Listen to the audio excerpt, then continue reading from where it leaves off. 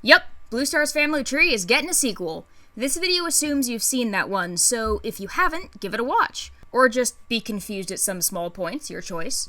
Big thanks once again to Plausible Deniability for helping me organize this family tree, which they drew connected to Blue Stars from the previous video. Not only is Whitestorm's family tree complicated, but also, much like a lot of early series family trees, full of retcons and headcanons, so the help was much appreciated. So that you aren't stuck waiting for a distant relative of his who's never going to show up, here's every cat who will be legally renamed to Jean by the end of the evening.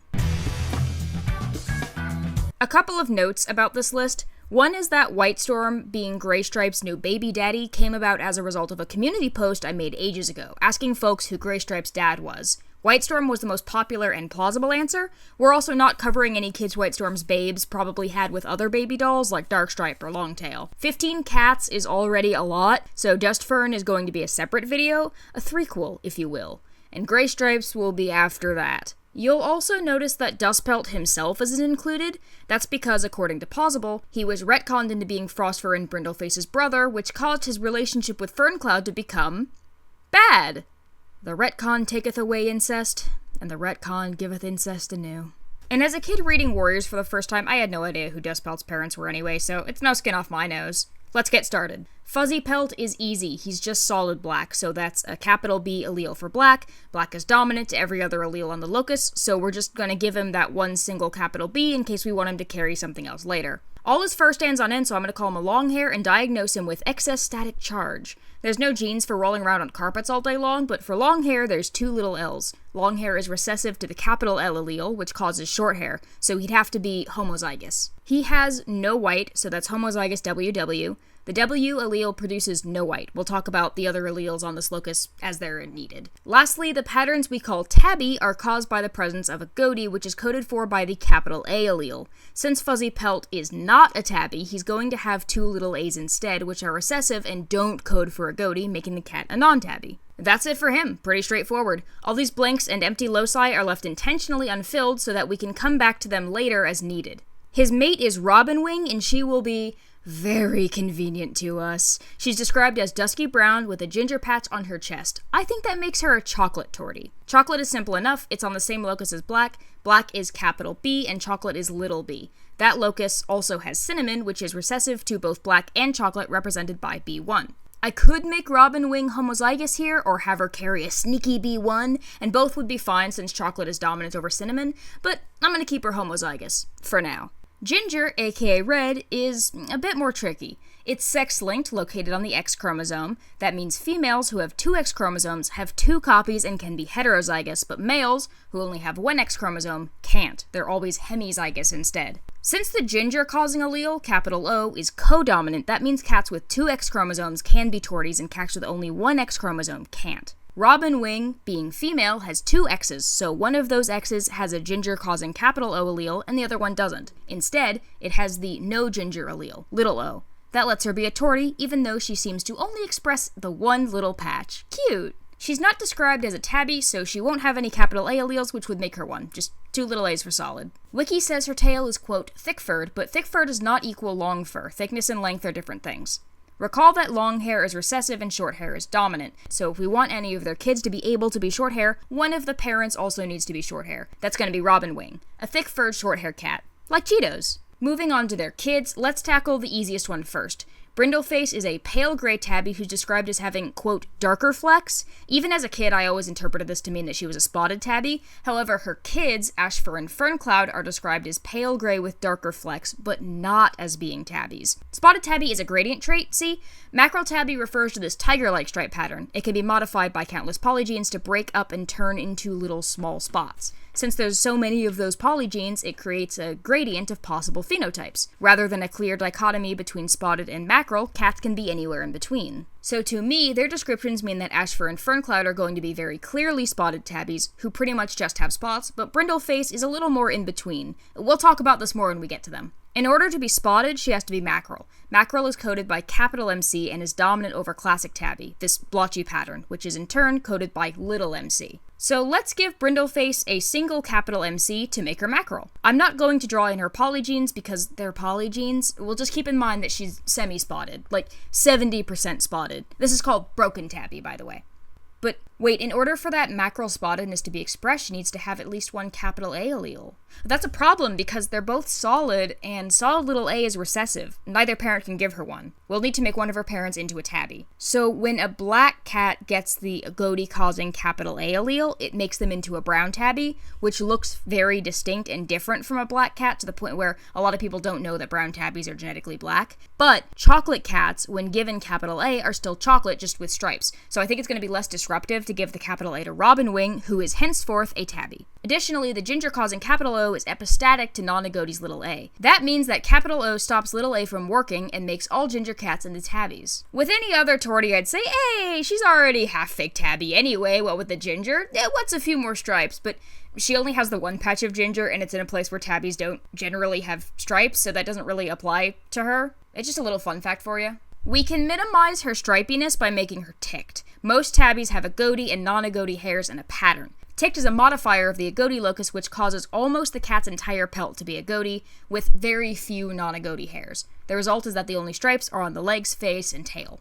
Ticked is incompletely dominant, represented by capital TA, while little ta is non-ticked. Homozygous ticked tabbies have slightly fewer stripes than heterozygous ticked tabbies, barring selective breeding. However, because her kids aren't ticked, Robinwing will have to be heterozygous. With that nonsense done, we can finally let Robinwing pass her new capital A onto Brindleface, letting her be a tabby. She's also passing on her little TA so that Brindleface won't be ticked. However, since Fuzzypelt is still homozygous little a, he only has little a's to give. That makes Brindleface heterozygous. Is he carrying the capital MC to make her mackerel, or did she get it from mom? It doesn't matter, could be either, but I'll give it to Fuzzypelt so that he can feel included. After that comes her pale grayness. Gray in cats is referred to as blue. Easy enough because blue is dilute black. Dilute, represented by little d, is recessive to non-dilute's capital D. That means Fuzzypelt, who is non-dilute, has one capital D for himself and one carried recessive little d to give to Brindleface. Same for Robinwing, a capital D to keep her non-dilute and a secret hidden little d that goes to Brindleface. As for what's being diluted, like I said, it's black.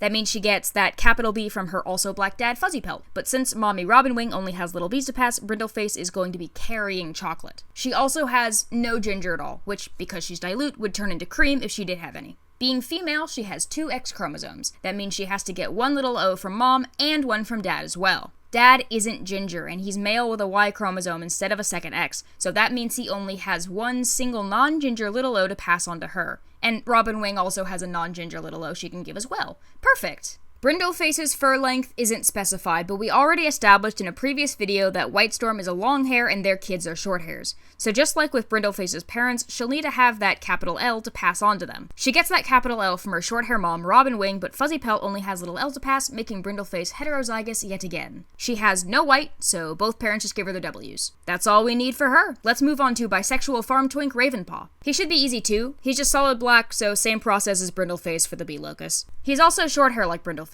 Same process again. However, unlike Brindleface, he's not a tabby and he's not dilute. That means he's getting little a's from both parents. As for non-dilute, he only needs one capital D. There's no reason he can't be heterozygous here. With anyone else, I'd say he gets the capital D from either parent and leave the second allele blank, but Ravenpaw never has any kids, so I'm going to say he gets both capital Ds because hitting the 25% on the punnet is fun.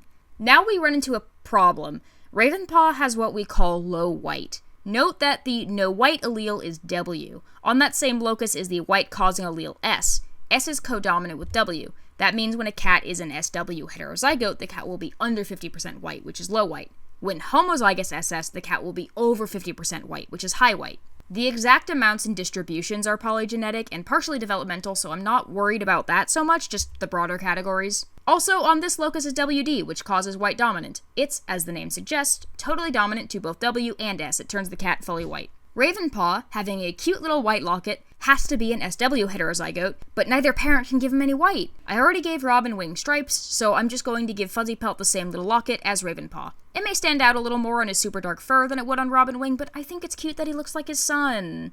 So that changes Fuzzypelt to an SW heterozygote. That won't affect Brindleface at all. He still has a W he can give to her, but while Ravenpaw gets his one W allele from mommy Robinwing, Daddy will be giving him the S allele he needs for his teeny tiny white. Thankfully, it was only a little white, so it was very easy to...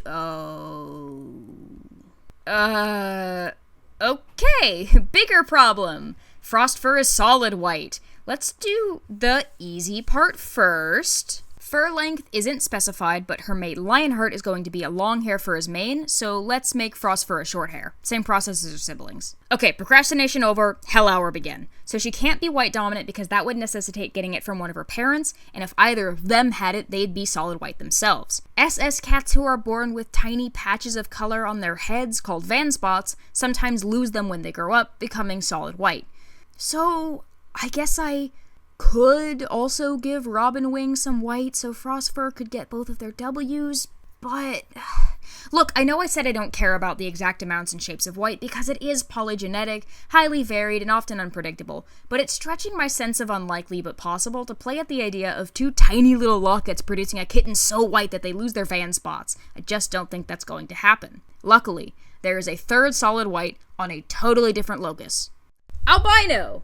This is the C locus. Dominant capital C codes for a non-albino cat, and recessive little c codes for albino. Technically called complete albino because of some other interesting alleles, but those are for a different video. Albino, of course, turns the cat totally white. It's super rare, but I can more easily see albino as an allele making its way into a feral cat population this inbred than I can imagine two sets of locket-causing polygenes that combine clean to the opposite end of the gradient. So let's hop back on to Fuzzy fucking Robin butt to give them each their own ultra-special little C. And of course, they also have their capital C's as well because they're not albino, they're just carrying it. That makes Frostfur white. Woo!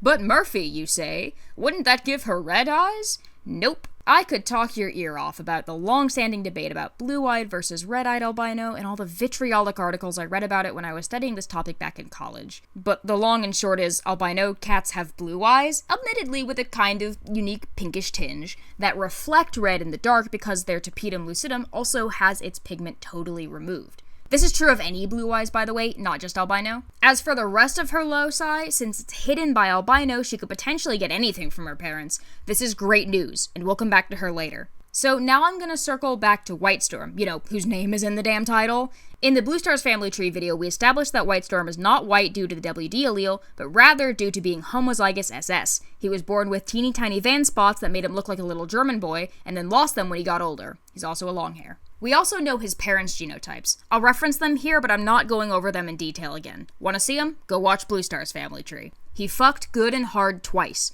Once was with Willowpelt, and once was with Brindleface. I'm gonna do Willowpelt's first because it's hell and I want to rip the band-aid off.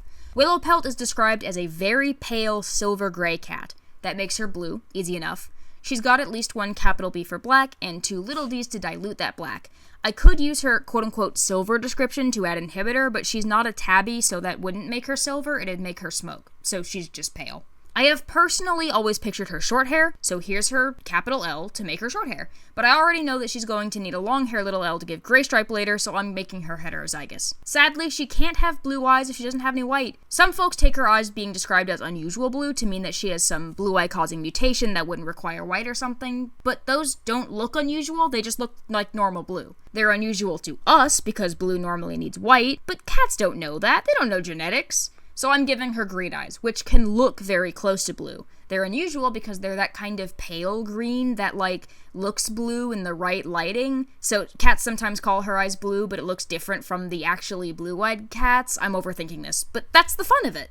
Enter obligatory, we don't know jack or shit about cat eye color with very few exceptions, so I'm picking whatever here. Our big problem here is Sorreltail. One thing that is making her at least slightly easier is I'm not covering her kids with bracken fur. That means I don't have to have her in mind when I put them together. Everything else about her, however, makes me want to pull my hair out. Sorreltail is a calico, and her mom Willowpelt.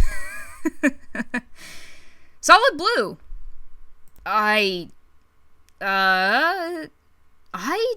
don't have a lot of tricks up my sleeve for this.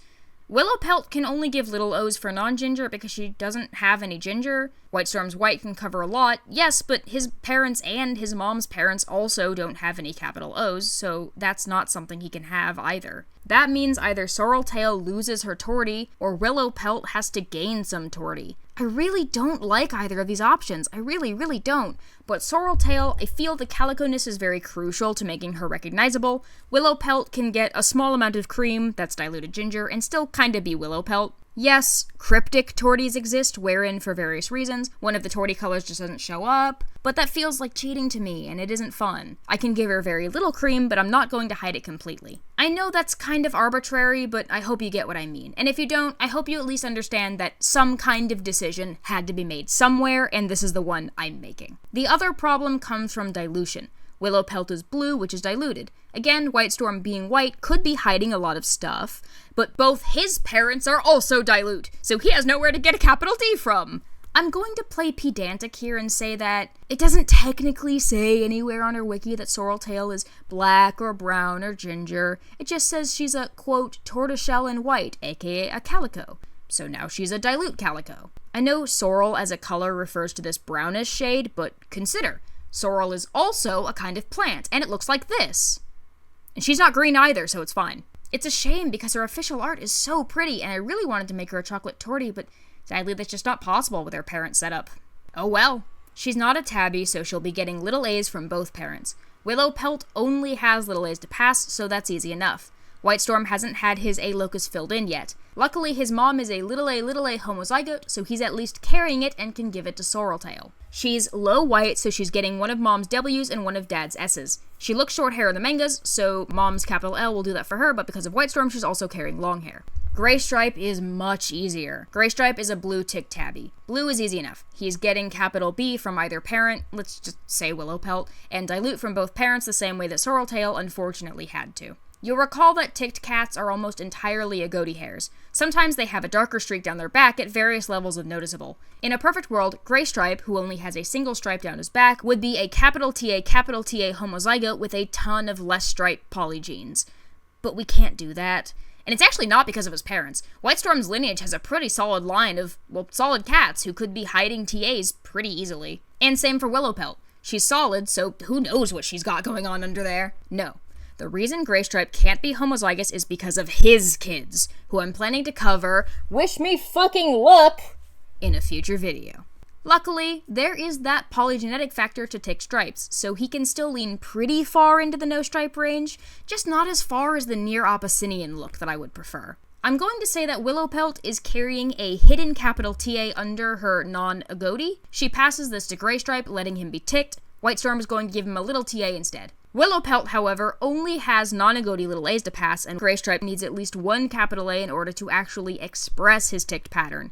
Whitestorm has one tabby parent, his dad, so we can get a capital A from him and give it to Graystripe. It sounds more complicated than it is. He's also a long hair, so we'll pluck that little L that Willowpelt is carrying to give to him, and Whitestorm only has little L's because he's also long hair, so that's easy peasy. Here's the other compromise. He can get one W from Willowpelt, but because Whitestorm only has S's, Graystripe has to be low white. Earlier I said 2 locket havers making a fully white cat is pretty unrealistic, but a fully white cat making a locket haver is more plausible. This is because Willowpelt's underlying polygenes are invisible to us, since she doesn't have any S alleles to express them, so she could be offering countless polygenes, swaying Graystripe towards having less white. I'd just give him white toes, but since this video is only faces, here's a tiny bit of white on his face. Not covering Darkstripe because he doesn't have a canon dad.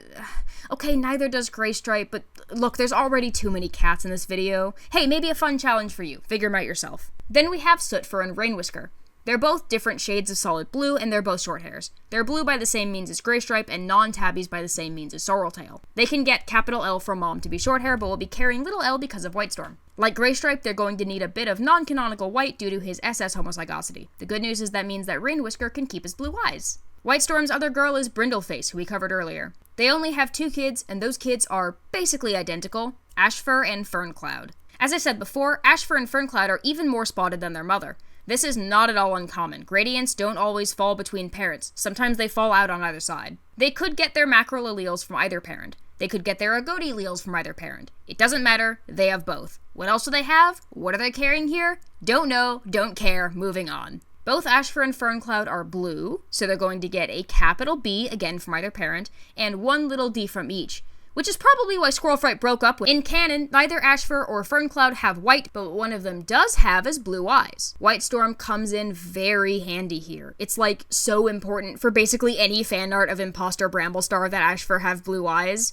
That's like a cornerstone of his design, and Whitestorm's going to help us out with that by giving him one of his S alleles. He'll get his W from Brindleface, I'm just giving him a small amount. That lets him have blue eyes. Ferncloud has to have the same white via the same process, but her eyes are green. Yay! And finally, both of them are short hairs. Brindleface will give her capital L, Whitestorm, however, being long hair, only has little L's, and so a little L he shall pass. Ashfur and Ferncloud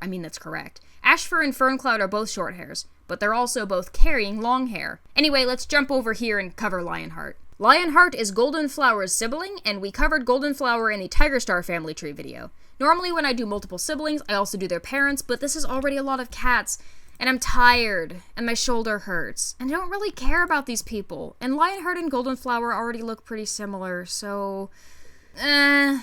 fuck 'em. As mentioned, I have a whole lengthy, in-depth series on cat genetics if you want to figure them out yourself. So if you missed the Tigerstar family tree video, spoilers, Goldenflower is not ginger, but instead she ended up as a cream and fawn dilute tortie. Fawn is my go-to fake cream. It looks a lot like cream, but is actually dilute cinnamon. Remember cinnamon? Old B1? Why not just make him ginger? Well, X chromosome bullshit. You'll see as we go down his tree how giving Lionheart's one single X chromosome a non-ginger little o is going to help us, however marginally. So what does he need to be fawn? Well, like I said, it's dilute cinnamon. B1 cinnamon is the most recessive allele on the B locus, so he'll need 2 B1s in order to be cinnamon. Then, for the same reason, he'll need 2 little d's for dilution. Dude's huge, so I'm pretty sure these are his only little d's, if you get what I mean. Okay, sorry. He's also a tabby. Wiki doesn't specify what kind. Normally I like to use blotchy classic stripes to emphasize a big cat size, but...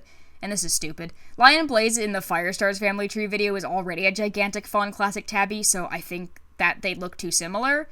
Lionheart is Mackerel in the new comic, so I'm gonna make him Mackerel instead. That's at least 1 capital MC for Mackerel and at least 1 capital A for a goatee, so we can actually see it. In canon, Lionheart has no white, but I already know he's going to need some for Brightheart. I'll just give him a teeny bit. That's SW heterozygosity for him. He's also very long hair, a puffy man with his big huge mane. That's 2 little L's, good for him. Since he's having kids with Frostfur, who is a little c homozygote, I'll write out his C locus too. He only needs 1 capital C in order to be full color. I seriously doubt he carries anything here, but it's fun to leave the possibility open. His kids have some significant variety. Thankfully, Frostfur's albino gives us serious free reign, basically giving us access to both of her parents' entire genomes, since she could have inherited anything from them and hidden it underneath her white. Thornclaw the patrol guy and Brackenfur are basically identical, but I tend to see people drawing Thornclaw as lighter, more brownish, and Brackenfur as just a standard black striped brown tabby. So I think it'd be fun to make Brackenfur a brown tabby and Thornclaw a chocolate tabby. Brackenfur first. He needs a capital B to be black. Lionheart can only give him B1s, which is going to make him heterozygous. We're going to say that Frostfur got her dad's capital B for black. She gives it to Brackenfur. Brackenfur needs at least 1 capital A to be a tabby. Lionheart can give it to him. They're both mackerels, so Lionheart is also going to give him his capital MC mackerel. He only needs the 1. Even though he's full color thanks to dad's capital C, he'll be carrying albino because that's all mom has. In order to not have any white on him, Brackenfur needs to be a WW homozygote. That means he's getting one of Lionheart's. That also means that Frostfur got at least 1 W, and I'm going to say that it's from Robinwing. Winks at you. He's also a short hair, so is Frostfur, but Lionheart can only pass little L's since he's homozygous, so Brackenfur will be carrying long hair. And lastly, Brackenfur is not ginger. He only has 1 X, so he needs a little O. And it has to be from Frostfur because the only thing Lionheart can give him is Y. That means Frostfur has at least 1 little O, and it's from Fuzzypelt. Winks again. Thornclaw is getting the same treatment as Brackenfur for his goatee, his mackerel, his lack of white, his short hair, and his single little O. It's only his B locus that's going to differ. Recall that Frostfur's mom, Robinwing, is homozygous little b for chocolate. That means Frostfur has to be carrying chocolate next to that capital B we gave her earlier because that's all that Robinwing can give to her. Lionheart only has B1s, which are recessive to both capital B and little b. So with Brackenfur, he got one of his dad's B1s and mom's single capital B. But Thornclaw will instead be getting one of dad's B1s and mom's single little b. That makes him chocolate. Also, he can't have blue eyes without any white. I think it's fun if he looks like a palette swap Brackenfur, so he'll just have green instead. Now we come to the female offspring, which is where, according to all the lovely comments egging on my madness, the biggest difficulty lies. The term black base refers to any B locus color, aka any color not coded for by capital O. Cinderpelt is a black base with no ginger. Brightheart is a ginger with no black base. They both have 2 X's. That means they'll each be getting 1 O locus allele from Frostfur and 1 O locus allele from Lionheart. We're very lucky in one particular regard. Frostfur's mom is a tortie, so Frostfur can get 1 little O from her black dad and 1 capital O from her mom's ginger. That means she can pass her little O onto the non-ginger Cinderpelt and a capital O onto the yes-ginger Brightheart. Our dilemma, then, lies entirely with Lionheart. If Lionheart was ginger, then he'd only have 1 single capital O to pass. It would go to Brightheart, letting her stay canon ginger, but it would also go to Cinderpelt, making her a non-canon tortie. If Lionheart was not ginger, then he'd only have 1 single little O to pass. It would go to Cinderpelt, letting her stay canon non-ginger, but it would also go to Brightheart, making her a non-canon tortie. So someone has to get non-canonical tortie. But I've thought very carefully about which choice would be the least noticeable. See, an interesting thing about how torties develop in the womb is pigment drift. I don't have time for a full explanation here, watch the ginger episode of my genetics series, but basically, exact placement of markings isn't genetic, it's developmental. This is why whiteless torties tend to be more brindled, whereas calicos have big patches. The unpigmented cracks cause islands of pigment to float around and smush together, creating bigger patches. It's also common for high white to quote-unquote cover a lot of one pigment or another, rendering it invisible or just less present than it otherwise would be. Like I said, I don't do cryptic torties, but from a purely character design standpoint, it's easier for me to hide Brightheart's tortie in a few small patches than it would be for me to brindle up Cinderpelt. That isn't to say that Cinderpelt couldn't just get lucky and have a few small cream marks like we did with Willowpelt, but that was only reason number 1. Reason number 2, cream would stand out like a sore thumb against Cinderpelt's dark blue.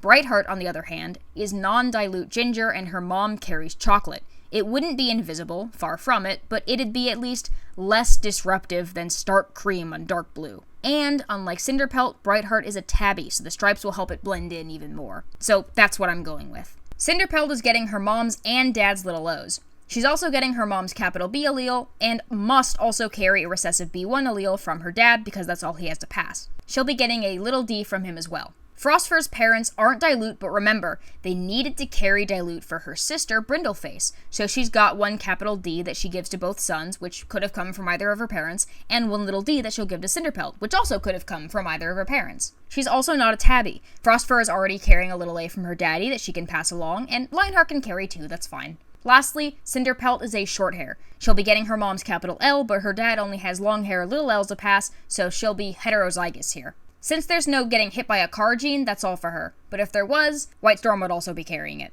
It's worth noting that an alternative solution to the Cinderbright Black Ginger problem is to make Cinderpelt trans, so that she only has 1 X chromosome to worry about. It's not my headcanon, so it's not I did here, but it's a very clever and worthy mention.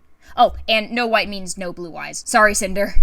Now on to Brightheart. As discussed, she's getting her mom's capital O, but her dad has no choice but to pass down his single little O-infested X chromosome. We'll lessen the blow and weaken the contrast, make it a whole lot less stark than sheer black, even if on a tabby the only black would be the stripes, by making her chocolate the same way that we made Thornclaw chocolate. I already covered Brightheart in my Firestars family tree video. I said she was homozygous capital O there, but thankfully, she only needs 1 to give to her daughter, Whitewing, so this doesn't change that lineage or that video at all outside of the 1 allele. She'll also be a mackerel tabby. She's getting capital A from either parent, and her capital MC to make her mackerel from Lionheart. She's also high white. Frostfur's albino is on a totally different locus than the S that she needs to give to Brightheart. She could have anything along it as long as her parents can give it to her, and thankfully, we gave her dad an S allele for Ravenpaw, so she'll get it too.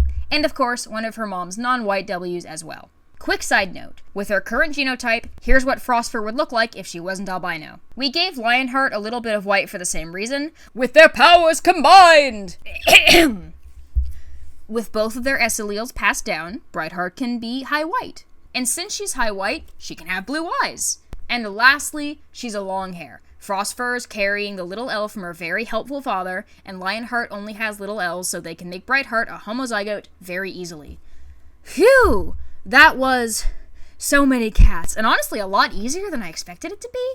I was expecting a lot more Hell Hour, but basically as soon as I saw Robinwing and figured out the albino stuff, it was smooth sailing. And thank God, because Graystripe is coming like a train down the track that I'm tied to. Unsure if I'll cover Dust Fern and Gray Stripes separately, or somehow combine them into a single video. I guess it'll depend on how insane Gray Stripes drives me. Anything else you want to see? Leave a comment. Suggestions are open. There's a doc linked in the video's description with my current list of planned trees to help you out. They don't need to be warriors trees either. I'll tackle any family tree that's big and interesting enough, as long as it's a species I'm familiar with. Thanks for watching, and I'll see you next time. Until then, bye-bye!